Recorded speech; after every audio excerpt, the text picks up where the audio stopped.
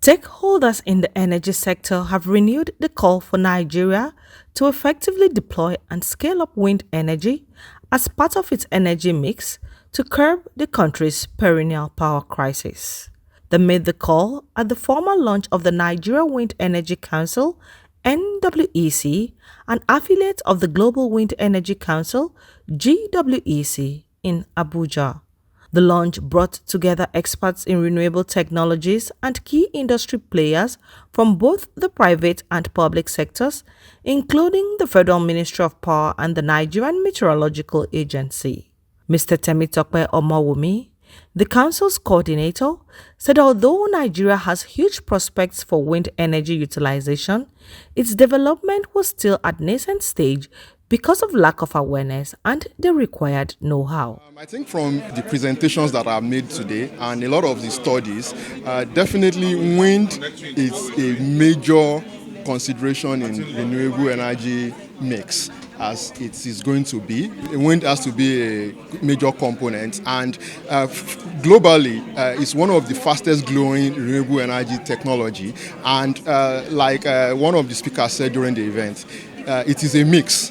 And it has always been a mix. It is to now displace the dirty one with cheaper and cleaner ones. And wind is a major one. It is cheaper, it is more effective, it is also, it has high intensity. And it is some of these inherent benefits that we have seen. And it's also complementary with other technologies like solar and even battery energy storage that we have seen. And we feel that Nigeria cannot, if we want to bridge the gap of energy access and also energy transition, wind is a major technology that has to be considered, and it has to contribute and for us to meet the end ambitions.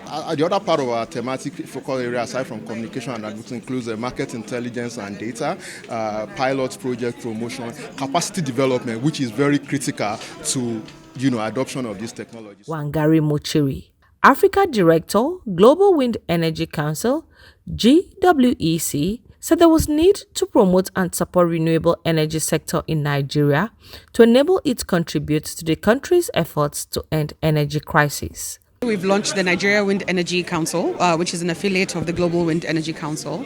So it's great to see that we have a body that finally will be advocating for wind energy in Nigeria.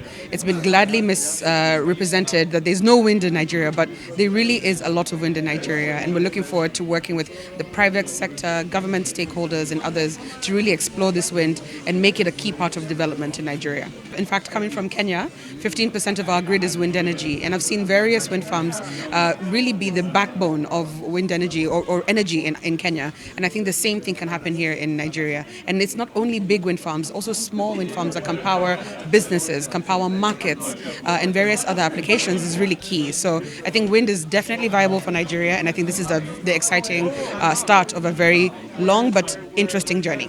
Mr. Ademola Ogubanjo, Executive Vice President, Owando Clean Energy Limited (OCEL), said Nigeria needs an effective energy mix to tackle its energy challenges, and wind energy was a viable option. What we need to bridge the power deficit in Nigeria is a combination of all the energy sources that we have. And wind has a role to play in that, same way as solar does, geothermal energy does, biofuels.